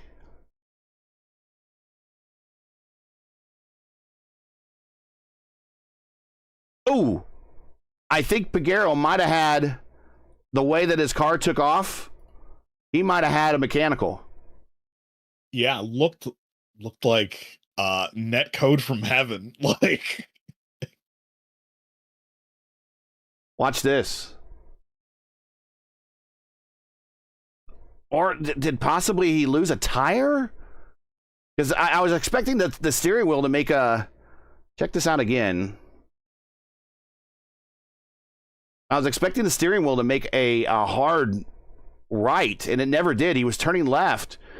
Did he lose a tire? So he starts pushing... Boom. It was an abrupt change of direction. That's what made me think that it might have been a mechanical. Very weird, but okay, so I did jinx this. We are now in our first caution. And Craig Forsyth, wow, interesting. He's running the very bottom of the racetrack. Did he have enough fuel to maybe make it? Peterson right there with him. But stopping is Schaus. Schaus is going to decide to put on new tires. They're on limited tires here in the rule set. So he is going to put on a new set of shots here. And we are in that period. I think we're in that period where he is going to be able to rejoin the field ahead of the lap cars. Yeah, I think that'd be the key point. If you can restart the race out of the lap cars, I would take the fresh set of tires. I'm showing my supplemental overlays kind of leaked into the other screen there, but yeah. All right. All right. So let's get back. That again, we got the caution. Forsyth now is your leader, and I think he's trying to burn off fuel. Yes, he was definitely trying. There he is. So he has enough fuel. He has too much fuel. This tells us he has too much fuel. So what he's trying to do is burn off fuel. You can burn off fuel at a pretty rapid rate here in these Indy cars. If you clutch it and it's nail the accelerator like he's doing right there, you can burn some fuel off. Now, it's not good for engine health, but if you don't do it for a long stint and very short stints like he's doing, you can burn off a little bit of weight in the car. Also, the other thing is make sure that before you disengage the clutch, that you're off the accelerator.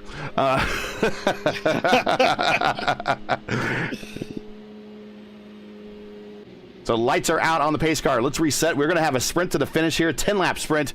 Craig Forsyth, your leader. Eric Peterson, P2. Christopher, P3. Those guys needed this caution to kind of catch those lead two. Same thing with Edson Santos. Eric Schaus has some lap cars in front of him. And I will get you those names. He has in front of him, before you get to Santos, AJ Hobson, Joseph DeCiro, Doug South, and Lee Kane. Those are all cars one lap down that he needs to get around in order for him to be in contact with Edson Santos for 4th spot. Matt Wagner right behind him. Mark Murphy right behind Wagner in 7th. Charlie Teed right there in 8th. Pahutsky, well, he needed this caution as well. He's kind of been in that second or third group all race long. He is now 9th. Yari, definitely, we know he's fast. He just set the purple number not too long ago, so he's in 10th. William Swinson is in 11th. Jim Herrick now back on the lead lap, getting I believe they have a lucky dog in this lead here. He's in 12th, back on the lead lap, so he's going to try to make a run for the front. But we're getting ready to go green. Everyone's lining up on the bottom except for Craig. Now he's assuming the position up against the wall. Pace car is down, and we're going to see who runs this last 20 miles and comes out on top. A lot of lap traffic here in the middle of this battle for the top 5. Here we go. Green flag WAP 140. And he's trying to break the draft already. Craig Forsyth.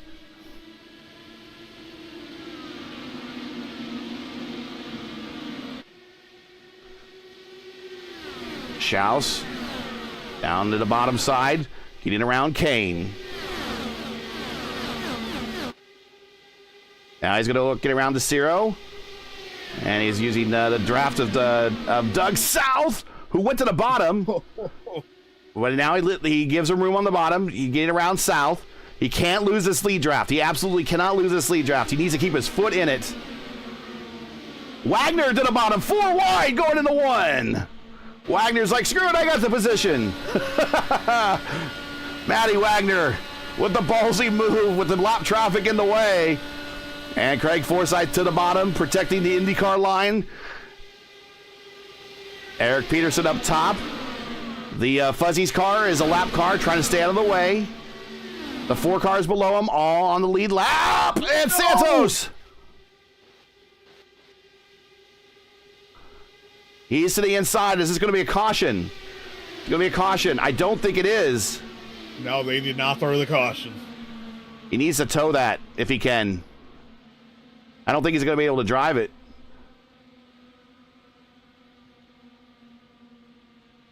No, don't cause a caution. Don't cause. Just tow it. Just tow it. Yeah. Now they're coming back around. Here we go, 3 wide. Mark Murphy's now part of this. Here comes Schaus on the high side, 4 wide at the top.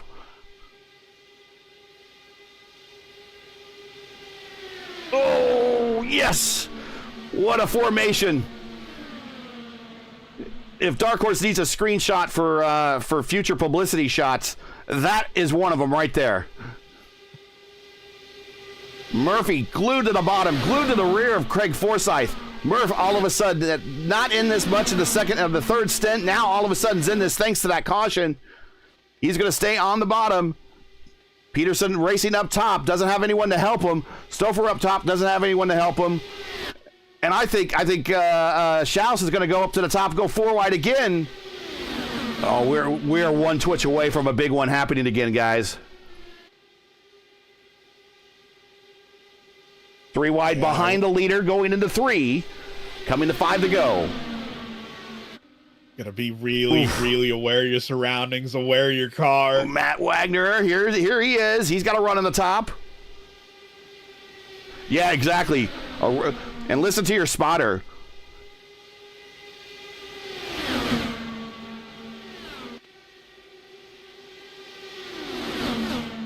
And I know some cars that are a lap down that are in this group that want to be kind of racing, but really with 5 to go, they should probably duck out of this thing. But that's just my opinion. Just my opinion. We'll let these guys race it out. Race control can handle that. Teed. That's Peterson, excuse me. Teed's now involved in this battle. He's about 5th or 6th now. Up to the top side goes Stouffer.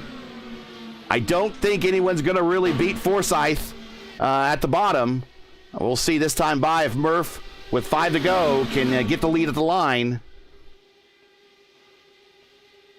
Yeah, and if we cross the line one more time, next caution will end the race. And Murph is on new tires, where Forsyth is on 26-lap old tires, and he's trying to hold the bottom. Well, that's the key for Forsyth. He's gonna need the clean air. He'll have grip as long as he has clean air. If someone gets Forsyth at the line. Yeah, you're right. Forsyth at the line. 0.031 is the difference.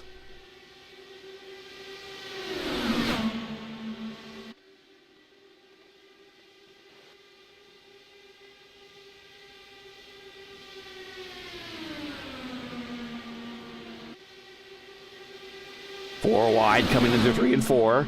Nice thing about Michigan, there's about five. You can go about 5 wide if you want to. There's 5 different lanes. Here comes Murph. Murph decided to leave his spot on the bottom. Didn't think he was going to go anywhere. Or he was actually atop of Forsyth. Wasn't going anywhere. Decides to tuck back in, go up even higher now into the 3rd lane. Forsyth down on the bottom, hogging that white line. No one will get underneath him. Here's Eric Schaus on the high side. Not give him a lot of room to arc this corner.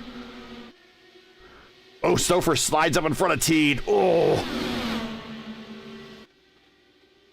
Here comes Schaus at the line.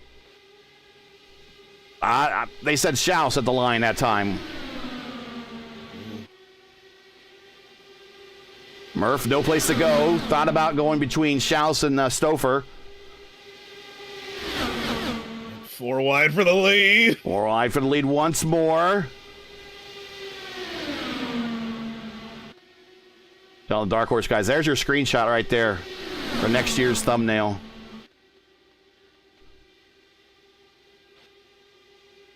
He goes Peterson to the top now, trying to get a bit of a run on Schaus. Schaus crowding Forsyth, so Forsyth can't really arc in. He's going to have a very shallow entry. Stouffer getting moved around.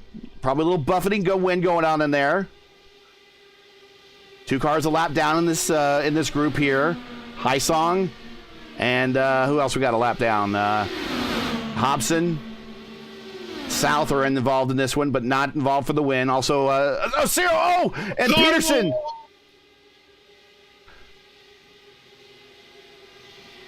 What happened? I am speechless. That was the last lap. That was where... What happened? I want to watch that again. We got to watch that last lap again. So here comes Peterson. Oh, Stouffer just side checks him. Oh, I don't think he meant that. But down on the apron. That was first car across the line was Forsyth. And I'd like to let everyone watch that.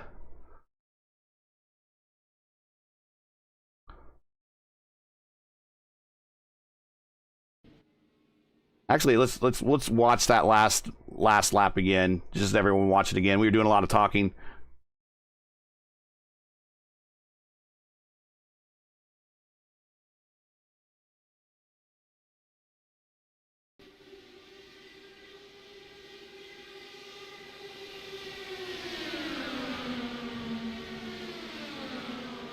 Just watch these last couple laps again one more time without us talking.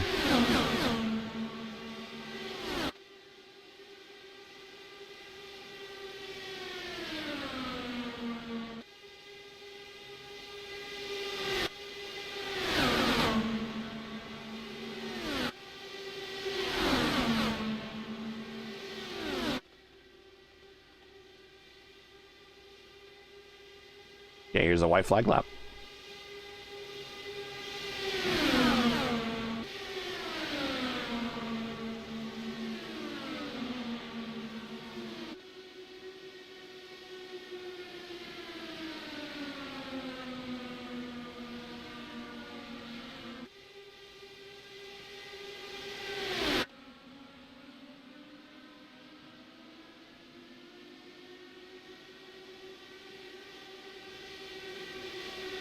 And there it is. What a finish.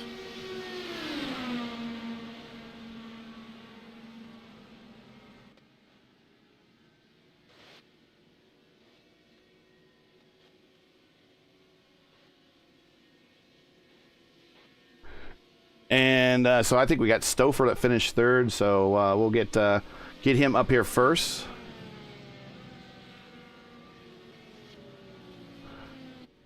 But we will bring up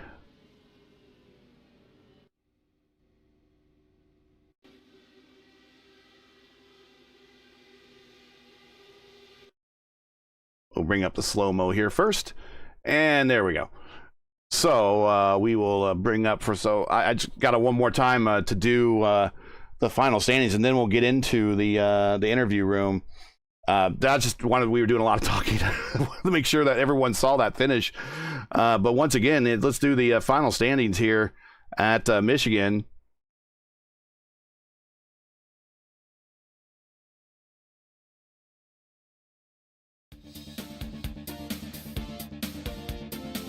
And let's get those on here. Whoop, here we go. Craig Forsyth, 3 stops, 33 laps.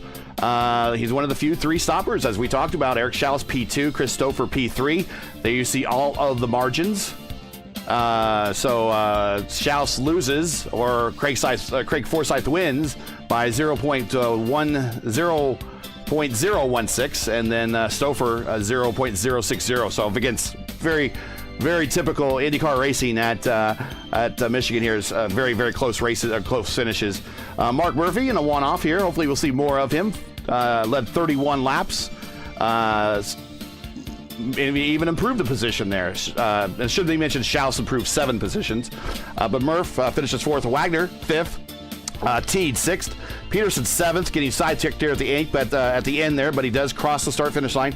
Brubacher kind of recovers, which he wasn't really in the top 10 all race long, but that last caution helped him out. Finishes 8th. Swinson 9th. Herrick 10th. That's a good recovery for Jim. Pahutsky is 11th. South 12th. Heisung 13th. Hobson 14th. DeCiro 15th. DeCiro made up 7 spots. Elmer Joseph 16th. 17th. King.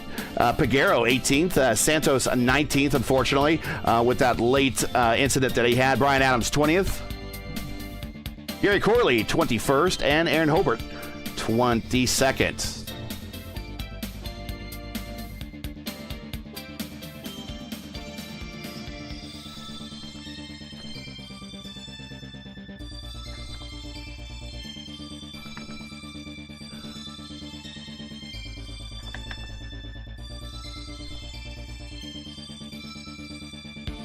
And I had to restart the overlay at one point in the middle of this thing, so sorry about that.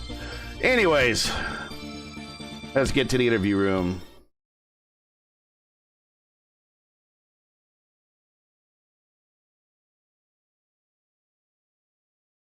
And let's see, we got finishing 3rd is Stouffer, so we will go grab him from the 40 Racewear room and bring him into the broadcast. Hopefully he's not mid-sentence. We'll see here. We'll bring him on down. Christopher, we got you here. Hopefully we didn't have your mid-sentence there with your teammates. We just grabbed you out of your channel. Congratulations on the 3rd place podium. Very, very close. 0.060 was the margin of between you and first place. So close, but in the grand scheme of things, yet so far. Talk about your race. Well, majority of the race was just trying to save fuel. Yeah. Make sure that once we pitted that last time, we could drive as hard as we needed to, hard as you wanted, to the end. And, so we got to that point, and, Craig and them was up front swapping, I think Eric, and we're trying to swap back there. We really needed that 3rd person to gain that extra little bit of momentum and speed going down. And I think we would have caught him, had it gone green, because we were running him down about a second a lap when we had it. When we had that 3-way kind of swap draft thing working. But in the end of the day, we got the caution, and then of course we got the mad dash to the finish, and it was exactly that. It was like, where do you put the car? I'm teammates with Craig, so I said, when that happened, I was like, well, congratulations. You just have to hold the right line. Hopefully I can get a podium out of this. And it was just, you're just trying to find somewhere to put your car. Sometimes I was forcing it 3 wide, and then somebody was coming up on my outside, forcing it 4 wide. And then next lap, I'd be tucked in behind, Craig on the bottom of the track. And, it was just, it was kind of mayhem all over. Big apology to Eric there at the end, because I thought for sure I had a car length that it looked like I had a car. I could stick my car in there, but I made the move. It was very aggressive, and I ended his race, and that's very disappointing to me. I feel like he should be here. I, I, it kind of taints the third place big time for me, and I don't feel like I've earned it now because of that. But you know, it was a fun race. I'll say that it was a fun race nonetheless. All right, well, tainted or not, we still offer our congratulations. You had the drive to survive. You made it. So that is worth something. A great race, a great show that you put on for us. So try to enjoy it if you can. And we will catch you in the week at the next one at Gateway. Yeah, sounds good. And shout out to my teammate Craig and 40racewear.com. Again, Eric, I'm sorry for what happened there at the end. Hopefully you forgive me. I don't mean to do that. I never want to wreck anyone. So thank you guys in the booth for broadcasting, and hopefully we put on a good show. I know about 137 laps of it was probably we had lots we had other stuff that we had to talk about. Yeah, you had plenty of time to cover all kinds of stuff. Right. Sure. But thank you guys again, and No everybody problem. for the league. So it's a fun league. I look forward to this, and yes. All right. Congrats. Thanks for being here. We'll catch you at the next one. Thank you. A little down on himself, but understanding that sometimes drivers pride themselves in their not the contact. I don't think he meant Eric. I think he meant Peterson. Eric Peterson. Eric Peterson. Okay, yeah, I thought I meant Eric Schaus, but Eric Peterson. So yeah, Peterson was looking at a good finish there, and then we hate to see it as well. But that is the nature of, I hate to say it, draft racing, pack racing, kind of in these cars.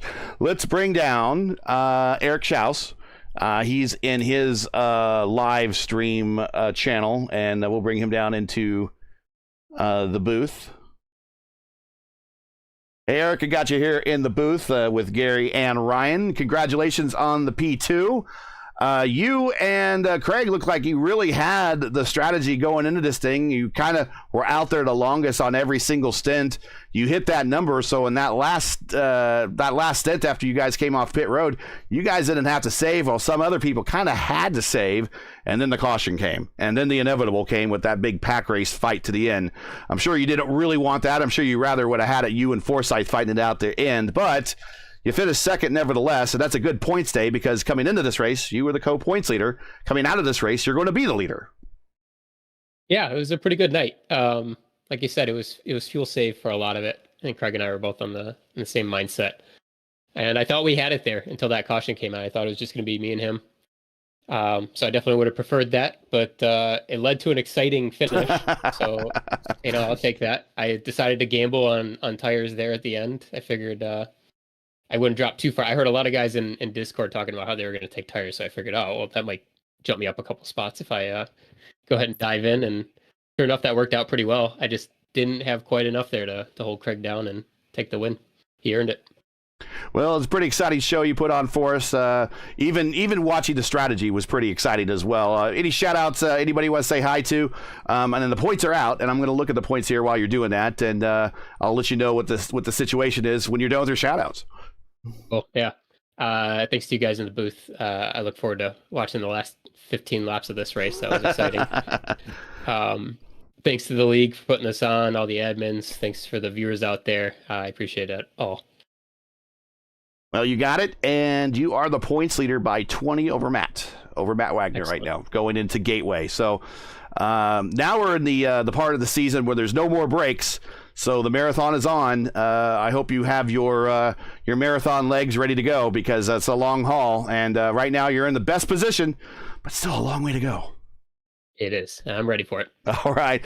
We'll drag you back up to your channel. Congratulations, and we'll catch you at the next one. Thank you. If I can get him up to his channel. Let me try move to. I was going to throw you into a channel and have him figure it out. Oh, he moved out anyways. Okay. All right. So we figured it out. I could have for some reason take him back up to Charlie's live stream channel. Anyways, let's bring down Craig Forsyth, our winner here, and get his take. I'm sure he's going to be excited. Hey, Craig, congratulations. You had a good night last night. You had an even better day today. Congratulations on the win.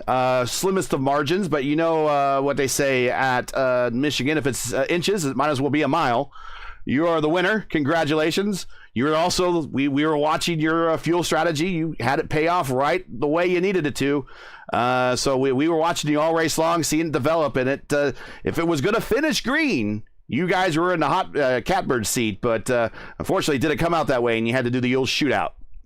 Yeah, I knew I knew it was going to come down to, if it stayed green, it was going to come down between Eric and I, just because we were the two that had gone the longest on fuel all the stints. So we were going to have basically you can really make time those last 2 or 3 laps during the pit cycle as guys are pitting in, because you just dial it up and go as fast as you can, and you can usually eke out an extra second out of that if you time it right.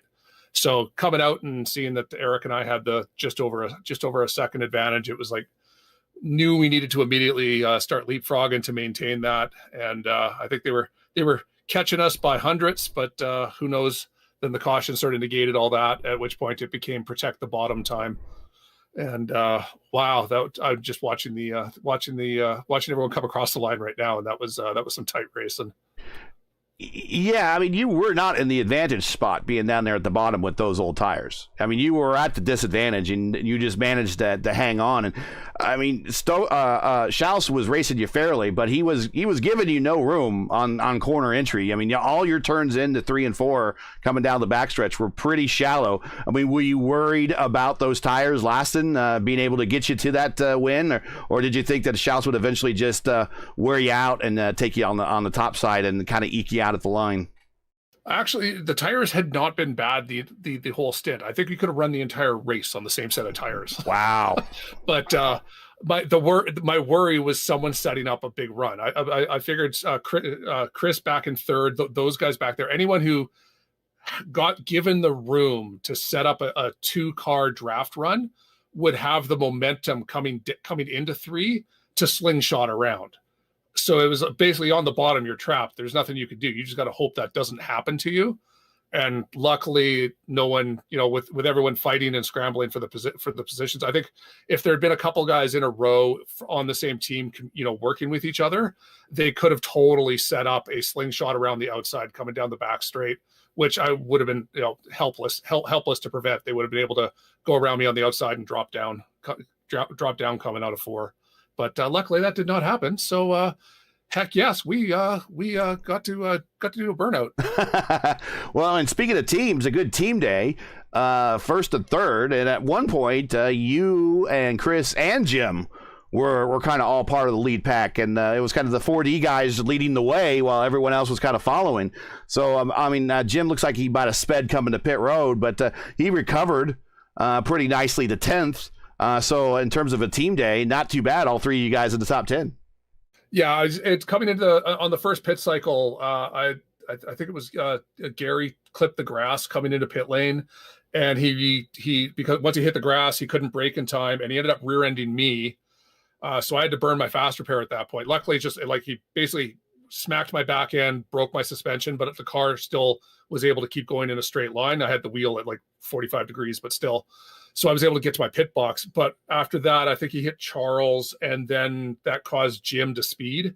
So that's how Jim got the speeding penalty. It was just the little carnage of having 4 guys all pitting at once. Or it might have even been 5 guys. That's too bad. Yeah, that's too bad. So Jim was going around just hoping like heck for a caution, and Chris and I were hoping like heck not to have a caution. So we had a little team argument going on there at that point.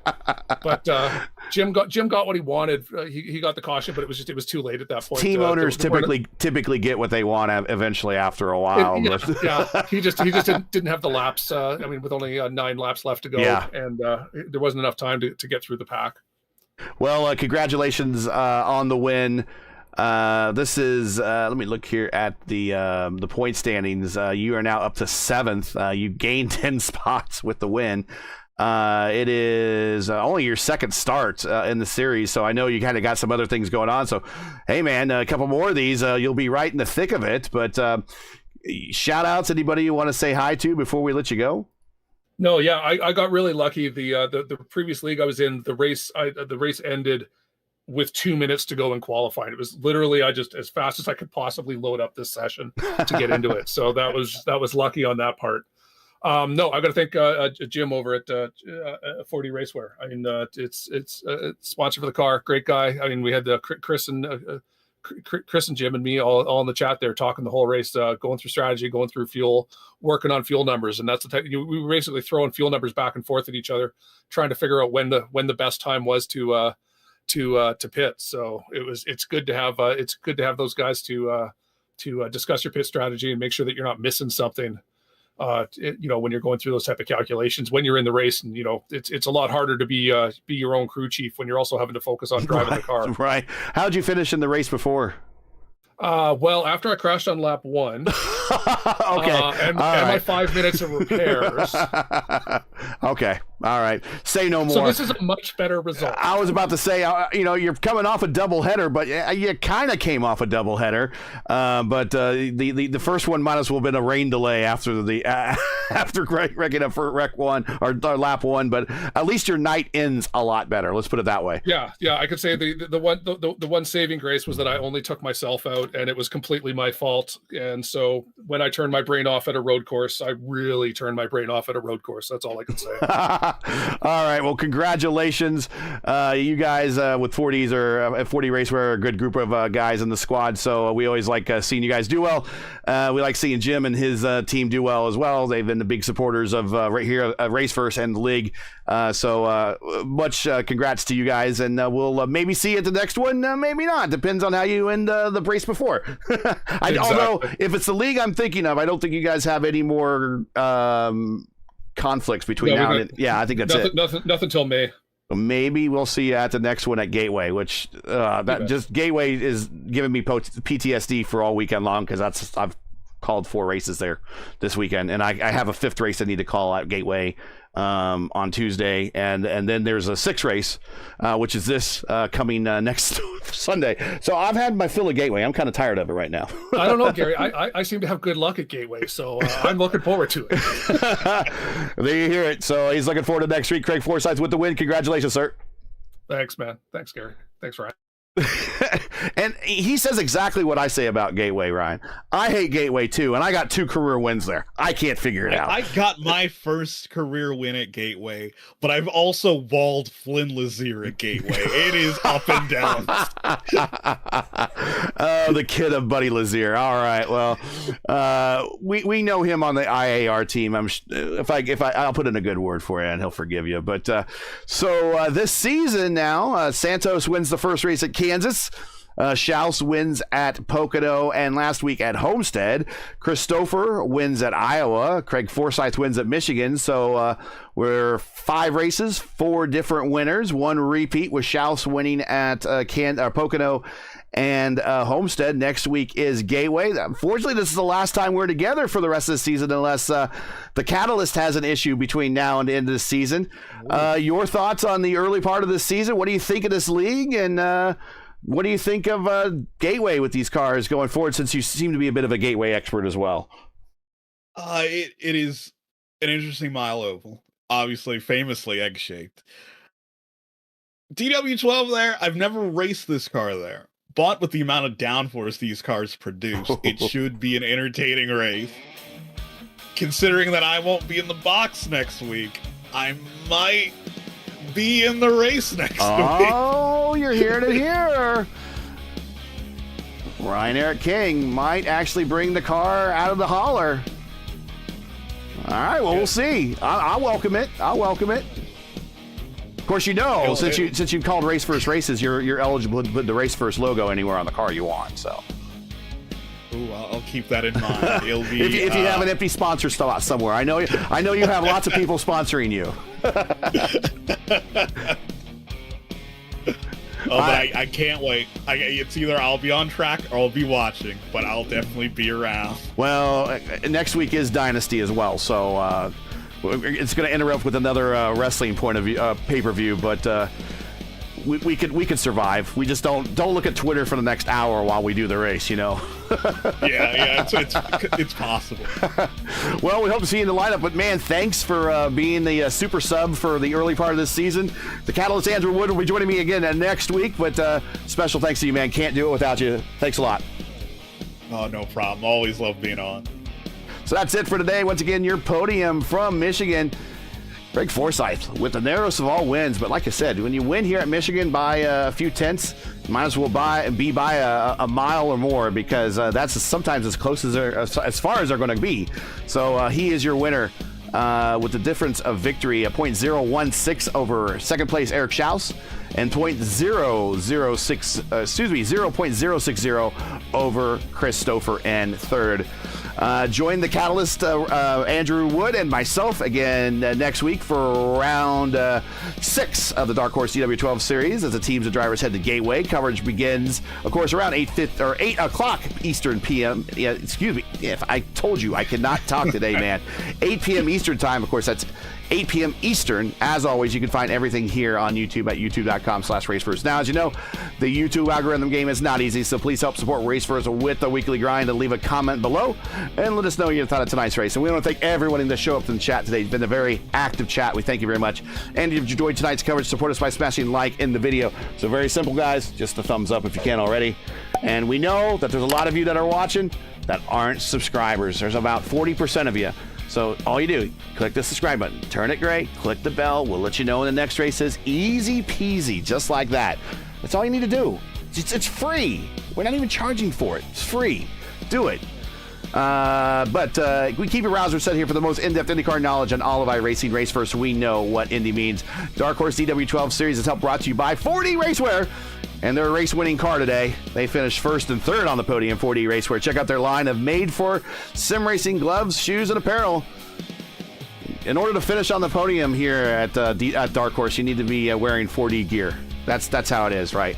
But visit them at 4dracewear.com or click on our link in today's description for business inquiries and learn more about what we do. Here's our Twitter at the bottom of the screen. You can follow us all on Twitter. You can visit racefirst.com or like us on Facebook. That's all you have to do. So for Ryan Eric King, everyone at Race First, I'm Gary Gotzo saying to all, happy Sunday. Thanks for watching. And to all our men and women serving in the military as first responders, Godspeed, God bless, come home safe, guys. Catch us again right here next week in Gateway for the next race of the Dark Horse DW12 series. Good night.